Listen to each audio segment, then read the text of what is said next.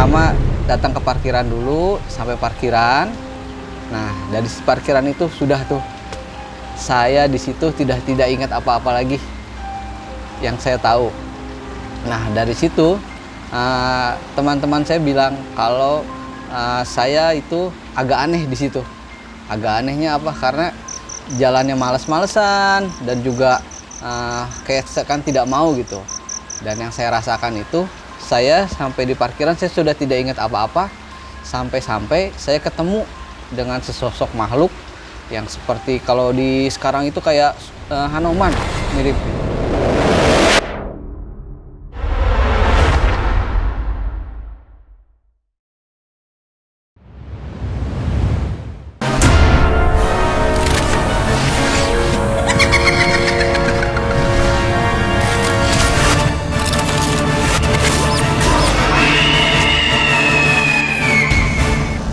Mulailah penampakan itu muncul.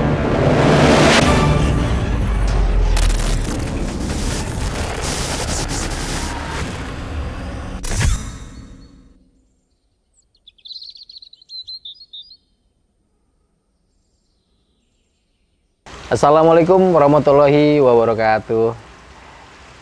Jumpa lagi bersama kita di channel Duduk Bareng Kang Wahyu. Cerita kali ini akan menceritakan tentang pengalaman dari narasumber, yaitu judulnya Trekking Cilember. Nah, untuk singkat waktu dan singkat kata, kita langsung ke narasumber kita. Assalamualaikum Kang Wahyu, gimana kabar? Assalamualaikum, Bang. Nah, Kang Wahyu, bisa diceritakan nggak pengalaman Kang Wahyu tentang trekking Cilember? Seperti apa? Terus kisah mistisnya seperti apa? Kayak gimana gitu, Kang Wahyu? Silakan, Ya. Kang Wahyu. Oke. Halo teman-teman, sahabat Kang Wahyu. Di sini saya akan menceritakan tentang trekking Cilember. Ini ada sisi mistisnya juga loh. Nah, di sini saya bercerita pada suatu hari saya dan teman-teman kantor saya mengadakan acara untuk trekking ke Cilember. Dan posisinya itu pada hari Minggu di situ. Kita jalan berempat. Saya dan 3 teman saya. Nah, kita awal mula tuh saya berkumpul di kantor untuk ke Cilember. Nah, sekitar pukul 8 pagi saya jalan menggunakan motor ke sana.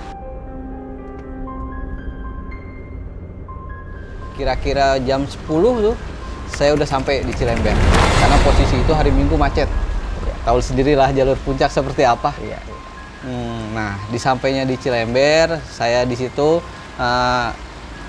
pertama datang ke parkiran dulu, sampai parkiran. Nah, dari parkiran itu sudah tuh.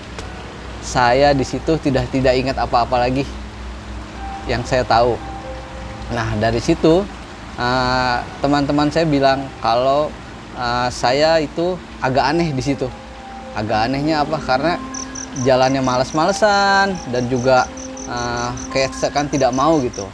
Dan yang saya rasakan itu, saya sampai di parkiran saya sudah tidak ingat apa-apa, sampai-sampai saya ketemu dengan sesosok makhluk yang seperti kalau di sekarang itu kayak Hanuman, mirip gitu.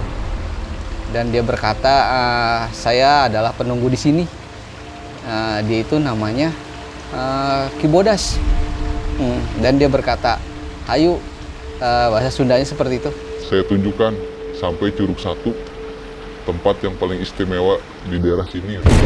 Nah, dari situ saya dibawa tuh. Dan saya nggak inget, pokoknya tahu-tahu plek ayo udah sampai di Curug 1. Itu di sana sangat indah sekali, seperti kolam yang alami. Kolam itu jernih sekali. Terus saya di situ dipersilahkan untuk mandi. Nah, di situ saya mandi sekitar adalah 10 menit sampai 15 menit oleh si Ki Bodas itu. Dan di situ setelah saya mandi dan berendam, barulah saya balik lagi ke teman-teman saya. Dan di situ saya baru sadar ternyata saya pingsan. Saya berada di baru Curug 5 di situ. Di situ saya pingsan hampir 2 jaman lah. Nah, teman-teman saya pada panik tuh dan bilang, yuk lu ngapain nyusahin gua bawa-bawa ke sini, katanya, buat pingsan doang katanya. Nah, buat apa lu ikut trekking katanya kalau buat nyusahin kan. Yeah. Nah, di situ kan gak lama saya sadar tuh. Oh, kata saya, kok saya ada di sini? Seingat saya tuh saya ada di parkiran. lagi kunci stang motor itu kan, seingat saya itu kan. Nah di situ teman-teman saya cerita kayak gini, kamu tadi tuh pingsan di Curug 5 udah nggak sadar. Ini pun kamu di sini dibopong gitu kan. Oh, digotong rame-rame. Iya digotong rame-rame katanya teh. Terus orang bilang katanya ini mah kayaknya kesurupan, katanya ketempelan katanya. Dan yang saya rasakan nggak seperti itu gitu kan. Tahu-tahu saya udah ada di Curug 1 bersama ibaratnya karuhun di sana lah gitu. Karuhun di sana ya. Wah, menarik juga ceritanya Kang Wahyu. Jadi Kang Wahyu itu baru nyampe parkiran motor, toto pingsan, masuk ke dimensi lain. Betul sekali. Oh gitu. Terus selama Kang Wahyu pingsan itu kan Kang Wahyu ketemu dengan karuhun di Cilember. Ada percakapan apa gitu dengan beliau ya, karuhun itu yang sebagai penunggu di Cilember itu? Bisa dijelaskan nggak Kang Wahyu? Itu pertama saya ketemu dia itu ada di pohon pertamanya tuh. Dia di pohon, dia cuma seperti ini saja ngeliatin saya. Senyum-senyum? Senyum-senyum. Nggak lama saya jalan, dia langsung ada di sebelah saya. Langsung ngerangkul seperti ini. Dan dia berbicara, ayo kita ke Curug 1. Saya akan dampingi sampai Curug 1. Wah. Di situ kan saya kaget. Ini siapa kan? Ya kan, pikir lagi siapa kamu? Nah, saya pikirnya dia pakai kostum. Iya. Ya nggak pakai kostum, yang ngapain sih kan? Dari situ langsung nggak ada tuh. Tahu-tahu saya udah dibawa ke Curug 1 sama dia. Langsung pindah dimensi? Langsung pindah. Itu kayak kita apa namanya? Time travel, jumper. Pindah satu tempat ke tempat yang lain. Nah, hampir seperti itu. Nah, di tempat Curug 1 itu kan saya ngelihat, wah ini bener-bener ini curug yang selama ini orang cari gitu kan. Yang belum pernah orang temuin gitu. Karena riwayat di situ tuh Curug 1 itu nggak pernah ada yang bisa sampai situ. Oh, menurut riwayatnya. Seorang sampai Curug 2 itu pun besoknya sakit. Oh, gitu. Iya. Karena Curug Cilember itu orang paling top itu juga paling sampai Curug 3. Curug 2 itu jarang karena medan yang kita lalui itu susah sekali. Susah. Sangat susah dan ibarat kata itu dihalang-halangi lah. Kayak alam tuh tidak mengizinkan buat kita berjalan ke situ. Jadi ditutupi oleh kayak tirai halus gitu ya, tirai gaib gitu yang kita nggak bisa masuk ya. Hampir seperti itu. Jadi Kang Wahyu, saya boleh nanya lagi? Boleh. Bisa digambarkan nggak seperti apa keindahan Curug 1 tuh? Yang saya lihat itu curugnya alami ya, airnya biru, itu kolamnya kayak kolam kita ya, kolam pribadi gitu, kolam privat. Dan tidak dalam, airnya sangat jernih. Jernih. Dan di situ suasananya beda lah, sangat rimbun. Dan beliau itu adalah penunggu situ. Penunggu dan penjaga. Iya. Dan dia berkata hanya orang tertentu yang bisa saya ajak ke sini. Berarti dan itu pun dia bilang dalam waktu 1 tahun itu dia hanya bisa mengajak 2 atau 3 orang yang terpilih. Ya, yang terpilih. Berarti Kang Wahyu termasuk orang yang istimewa ya? Bisa dibilang seperti itu, tapi saya nggak mau sombong lah. Iya, betul. Karena terjadi di luar nalar kita. Iya. Nah, Curug Cilember ini memang ada sebelumnya ada mitos atau apa gitu sebelum-sebelumnya Kang Wahyu yang bisa Kang Wahyu tahu itu? Yang saya tahu itu mitosnya tidak ada yang pernah bisa sampai Curug 1. Itu ya mitosnya? Iya, tidak ada pernah Curug 1, bahkan warga di situ pun tidak pernah sampai ke sana. Hanya baru angan-angan Curug 1 itu seperti ini, Curug 1 ini seperti ini gitu kan. Gitu. Karena dari dulu sampai sekarang belum ada yang pernah sampai. Curug 2 itu paling top. Tapi medannya sangat sulit.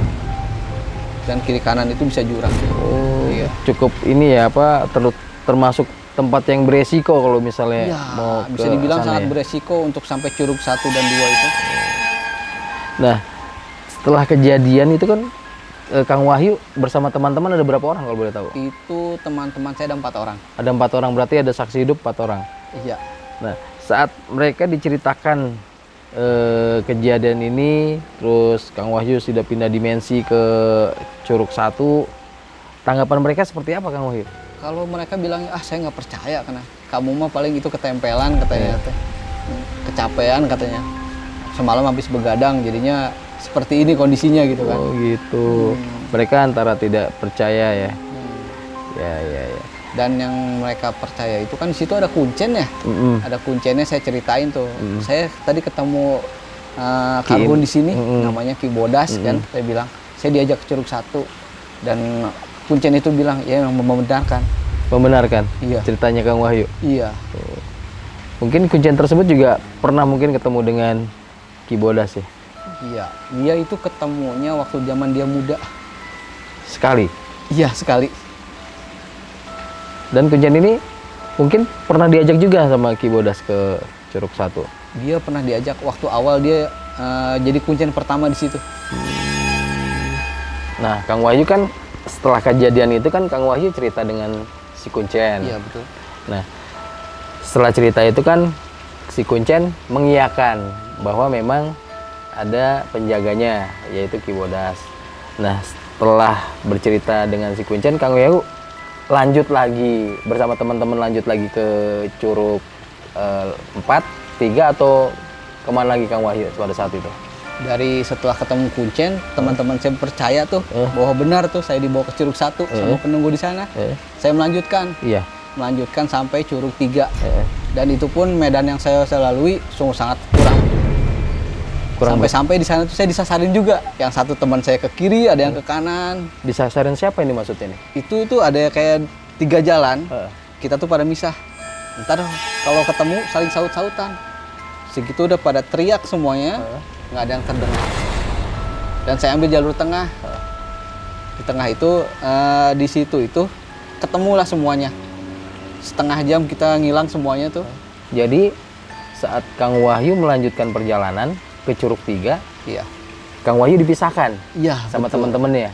Kang Wahyu sendiri, teman-temannya kan ada 4 ya? Iya. 4 sama Kang Wahyu atau gimana? 5 dengan saya. 5, berarti yang 2 orang ke kanan, 2 orang ke kiri. Iya. Kang Wahyu sendiri. Itu berapa lama dipisahkan Kang Wahyu sampai akhirnya ketemu lagi? Itu saya dipisahkan hampir setengah jam. Setengah jam. Karena teman-teman saya yang 2 ke kiri, 2 ke kanan, saya sendiri. Iya. Karena saya ngikutin, Iya. karena ada yang menunjukkan ke sini jalannya. Karena mereka teman-teman saya pada yakin, oh ke kiri dulu saya pernah ke sini. Yang satu ke kanan. Sampai akhirnya mereka yang di kiri ke kanan itu ketemu jurang lah. Ketemu jurang. Dan setelah ketemu jurang mereka putar balik. Di situ ada pohon berbentuk kayak huruf Y gitu. Nah, di situ ada saya. Oh, di situ Kang Wahyu berdiri. Iya. Nah, Kang Wahyu kan lurus. Itu Kang Wahyu atas petunjuk siapa nih? Ki Bodas. Itu Ki Bodas juga yang menunjukkan. Oh, gitu. Jadi teman-teman yang lain mereka hanya berdasarkan persepsi mereka sendiri. Iya. Jadi kesimpulannya saat kita trekking di Cilember tuh kita mesti gimana, Kang Wahyu? Yang satu ya, yang saya ingat tuh pesan dari yang di sana. Kita utamakan dulu Bismillah dulu lah sebelum berjalan. Iya. Berdoa dulu. Iya. Yang kedua seperti yang ini, yang sering saya bilang jangan sompral. Iya. Dan kita kalau orang Sunda bilangnya pangumpang lah. Pangumpang itu tahu? Pangumpang kayak minta izin jalan. Minta lah. izin jalan. Iya, minta izin jalan buat kesana gitu kan. Insya Allah kan pasti dilancarin jalannya. Iya. Soalnya banyak kejadian itu orang ke Cilember pada songong. Kan pada sompral lah. Cilember mah kecil katanya, curugnya Oh, kecil. sudah sudah merasa paling jago sebelum sana. Nggak Iya. boleh seperti itu ya. Betul, karena bilang, wah treknya cuma 7 curug katanya, kecil katanya. Ternyata pas sampai ke sana treknya luar biasa. Iya. Bukan hal yang sepele gitu kan. Iya, iya. Kalau lihat di peta mah gampang lah. Iya. Ternyata pas sampai sana tuh luar biasa itu treknya. Luar biasa susah ya, sulit ya sekali. dilalui ya. Iya. Oke, menarik sekali nih sahabat Kang Wahyu. Jadi Kang Wahyu ini trekking bersama teman-temannya ke Curug Cilember. Kemudian belum sampai di Curug 5, Kang Wahyu sudah ditarik ke dimensi lain, langsung ke Curug 1.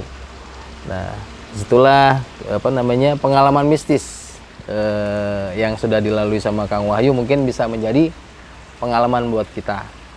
Nah, sahabat Kang Wahyu, apa yang bisa kita ambil kesimpulan dari perjalanan mistis Kang Wahyu adalah saat kita pergi ke suatu tempat, entah itu di Curug atau kita naik gunung, kita tetap harus rendah diri, tidak boleh sombong, tidak boleh sompral ibaratnya, berbicara yang aneh-aneh, berbicara kotor, karena setiap tempat itu ada penunggunya.